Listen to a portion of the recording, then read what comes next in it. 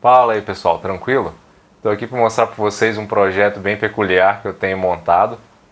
É uma workstation super compacta, formato ITX. Aí você deve pensar, pô, que loucura, né? Esse cara tá montando uma workstation num gabinete tão compacto assim. Vai derreter tudo lá dentro, né?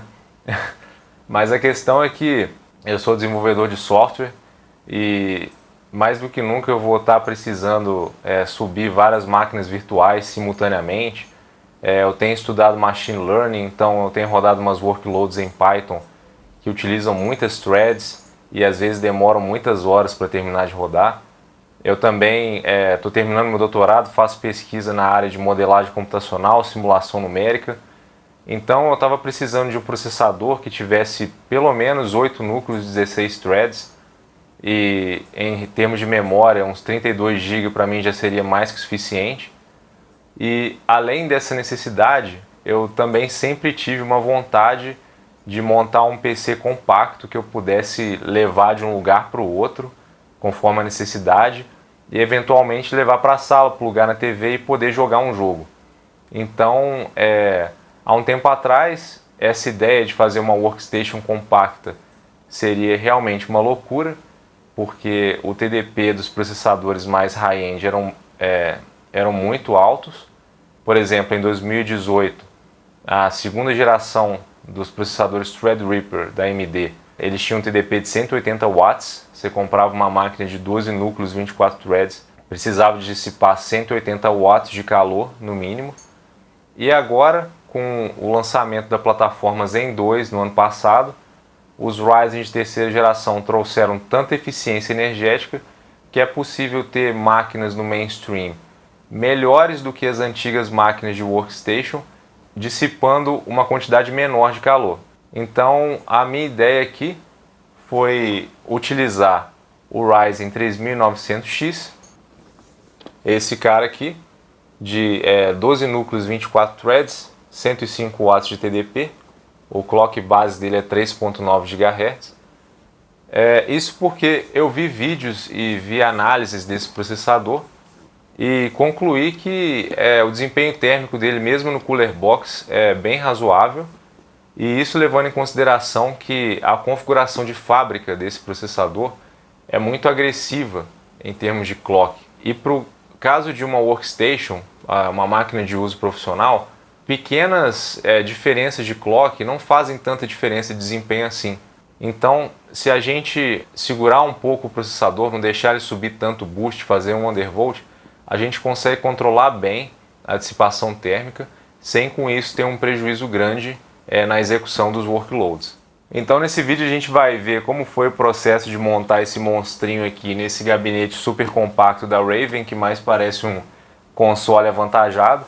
Eu vou mostrar os outros componentes e os problemas que eu tive para realizar a montagem, e depois a gente vai fazer os testes térmicos tanto para aplicações profissionais quanto para jogos.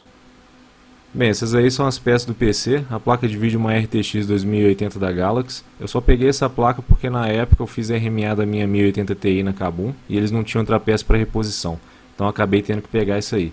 Mas logo depois lançaram a 2070 Super e a 5700 XT da AMD, que tem um custo-benefício muito melhor.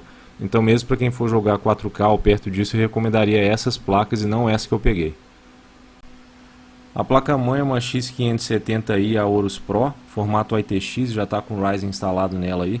Ela tem uma configuração bem robusta de VRM, 6 fases de V-Core, 2 fases de SoC, para aguentar aquele processador 16 núcleos que ninguém tem. Ela tem 2 slots NVMe, um frontal e outro lá atrás. E ela tem 2 slots de memória RAM, onde eu vou encaixar aí 2 pentes de 16 GB, totalizando 32 GB de RAM. Bem, o gabinete aqui é organizado da seguinte forma.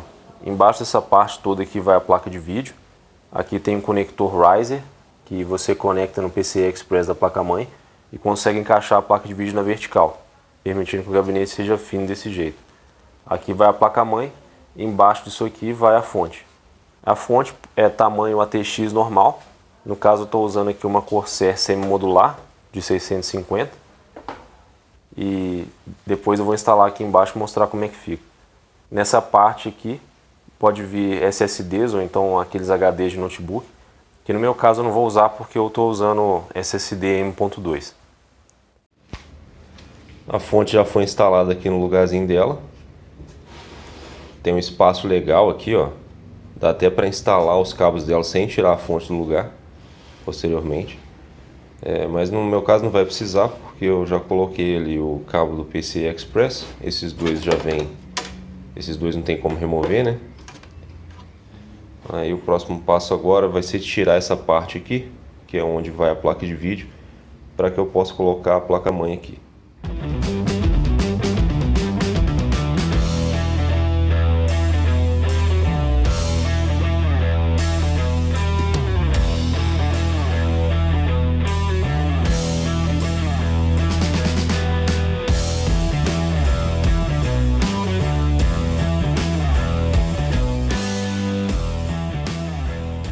Aqui dá para notar algo peculiar, que é o fato do cooler estar com a parte de cima desmontada, né?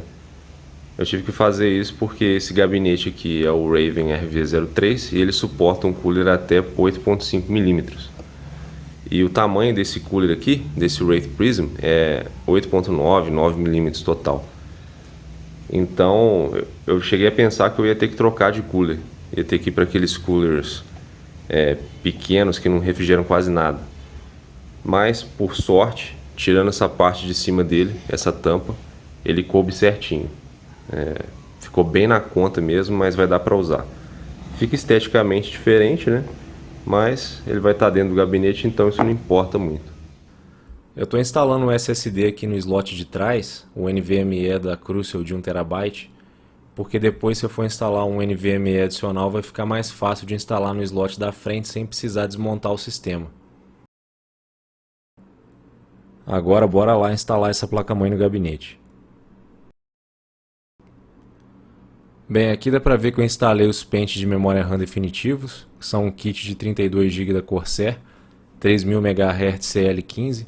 Depois a gente vai ver o que dá para fazer em termos de overclock. E ainda falta instalar a placa de vídeo aqui embaixo dessa peça. Dá para perceber que eu instalei outra das ventoinhas que vieram com o gabinete. Isso para aumentar a pressão positiva dentro do gabinete e consequentemente a refrigeração da placa. Aqui eu prendi a placa de vídeo com esses parafusos, conectei os cabos de força e encaixei a placa nesse slot em L que é conectado na placa-mãe ali embaixo. Agora é apenas um trabalho de ajeitar os cabos, encaixar a peça e terminar de parafusar tudo.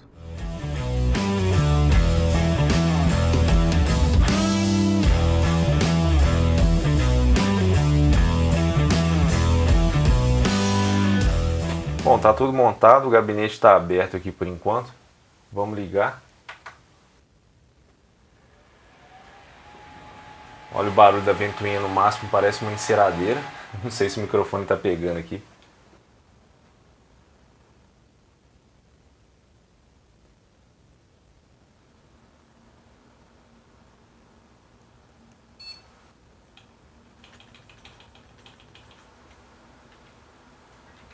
Bem, funcionando. A velocidade da memória aqui pegou o padrão 2133. Vamos ativar o XMP para ele pegar a velocidade certificada de fábrica. Agora ele vai tentar treinar a memória aqui. Talvez demore um pouco.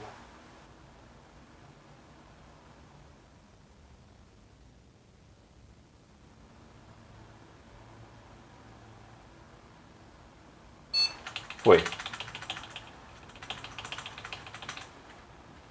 Tá aí, memória 3000 MHz.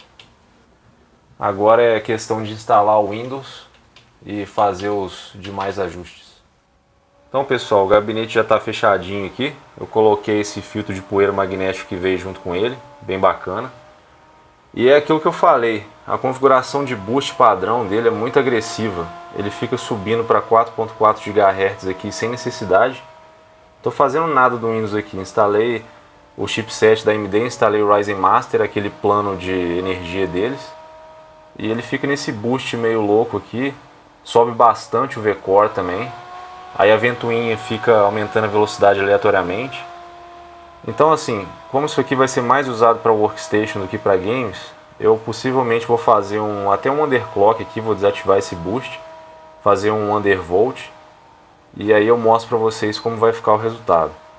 Em relação à memória, o Ryzen parece que sempre tem esse problema de não pegar um CL ímpar, então em vez de pegar o CL15 ele pegou o CL16, mas eu vou tentar fazer um overclock nessa frequência de memória porque o Ryzen sempre se beneficia da velocidade da RAM, porque o clock do Infinity Fabric, que é um clock de barramentos internos do processador, está sempre vinculado à velocidade da memória RAM. Olha, já fiz aqui o overclock de RAM e fiquei bastante satisfeito e surpreso que eu consegui 3400 CL16 com CR de 1T.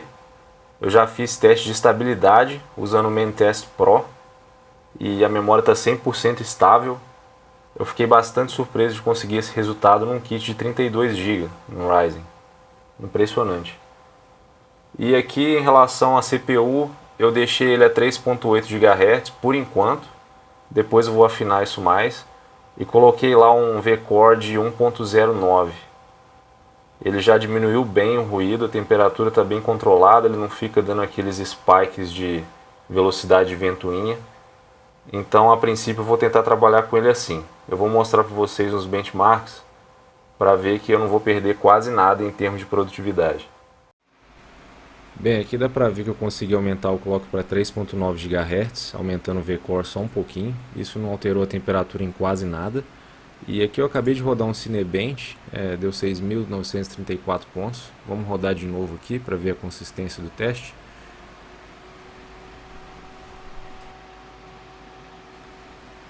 Temperatura em torno dos 70 graus, ela sobe até uns 74 mais ou menos. Temperatura muito boa para um cooler estoque, dentro do gabinete bem apertado. A ventoinha, é claro, está gritando um pouco, mas é uma situação que a gente está estressando o processador ao extremo. E a vantagem dessa configuração é que ele não fica subindo a ventoinha aleatoriamente enquanto eu não estou fazendo nada no Windows. Era bem irritante isso, com a configuração estoque. A pontuação do Cinebench R20 que eu tenho visto para esse processador na internet é de uns 7.000 a 7.100 no máximo. A gente está conseguindo 6.900, ou seja, uma diferença praticamente desprezível em relação à configuração estoque, usando o hidrocooler e tudo mais. Então para multithread a gente não está perdendo quase nada. Eu também testei o sistema usando o Geekbench 5. Então aí os resultados single core e multicore. O resultado multicore está bem na média em relação aos outros resultados que eu vi no site. E o single core está levemente mais baixo porque aquele boost agressivo, né, de poucos núcleos está desativado. Então esses são os últimos reports do Geekbench 5. Meu resultado multicore está bem legal, né, 12.220 se não me engano. E o single core, ele frequentemente aparece um pouco menor que o da galera aí, que provavelmente estão com um boost habilitado. O boost single core desse processador é bem agressivo, ele vai para 4.4, 4.5. E no meu caso eu preferi deixar ele sempre a 3.9 com V-Core baixo, porque aí ele consome menos energia, faz menos barulho e continua me entregando o desempenho que eu preciso nas workloads multithread. Esse aí é um trecho de gameplay do Wolfenstein Youngblood. O jogo está em 1440p. Esse vídeo está sendo renderizado em 1080p, então pode ser que alguma coisa fique distorcida, mas a qualidade gráfica está bem top. Ele está na configuração Uber, que seria entre o alto e o ultra, e ele está com Ray Tracing ativado e com DLSS no preset de qualidade. Você pode ver que o jogo está GPU bound, ou seja, é a placa de vídeo que está limitando o desempenho. E estamos atingindo umas taxas bem altas aí, relativamente altas, né? Entre 90 e 110, 120 às vezes. E o jogo está bastante fluido nesse monitor usando o FreeSync. Não está deixando nada a desejar aí. E uma coisa que está me surpreendendo bastante é que eu fiz o undervolt na GPU, porque a temperatura antes estava bastante alta nesse gabinete. E o resultado foi surpreendente. Eu até agora não vi a temperatura passar de 65 graus, mesmo com o nível de utilização próximo ao 100%. Você pode ver que a placa de vídeo está bem apertadinha ali dentro. E eu estou com o jogo parado nessa cena aqui há um tempo já, que tem um reflexo Ray Tracing ali, e ela não passa dos 65 graus. Sendo que antes do undervolt ela estava passando dos 76 graus. Então eu definitivamente vou fazer um vídeo específico sobre esse processo de undervolt que pode ajudar muita gente aí.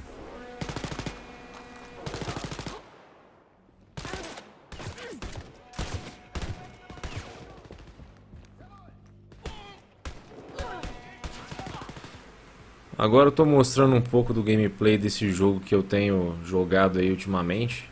É meio enrolado de falar o nome dele, é The Outer Worlds, da Obsidian. Ele está sendo até legalzinho, ele me lembra o Fallout 3, apesar dele ser bem mais fácil.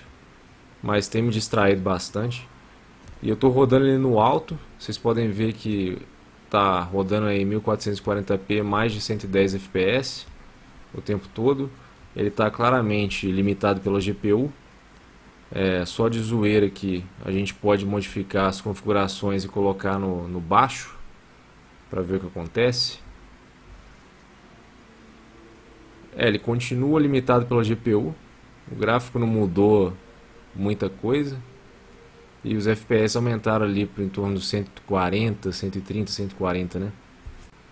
Então pessoal, isso aqui é mais para mostrar que é perfeitamente possível jogar em alto desempenho com essa plataforma ITX. O Ryzen 9 tem se mostrado muito eficiente. Vou colocar no configuração muito alta aqui, só para vocês verem. Não vale muito a pena não, porque os efeitos ficam bem pesados e a taxa de quadros fica caindo toda hora. Mas como eu havia dito antes, essa plataforma vai ser mais usada como workstation. E quando eu for jogar vai ser na TV da sala, 60 quadros. Então a questão de ter desabilitado o boost não vai fazer diferença nenhuma para mim. O processador vai estar bem folgado nos jogos e ele vai ser realmente estressado nas tarefas multithread. Vocês podem ver aí que essa qualidade muito alta, os quadros ficam caindo loucamente, caiu para baixo de 60 quadros ali. Então eu prefiro jogar na qualidade alta. Fica bastante fluido nesse monitor aqui da GameMax. Uma outra máquina aqui que eu já tinha, uma máquina Intel, e agora ela vai ficar exclusiva para jogos nesse monitor aqui de frequência mais alta. Então é isso, vou ficando por aqui. Próximo vídeo vou falar do undervolt de GPU. Vou mostrar uns jogos lá em 4K na TV. E deixa aí nos comentários se vocês quiserem mais detalhes sobre algum ponto que eu abordei no vídeo. Isso aí, grande abraço.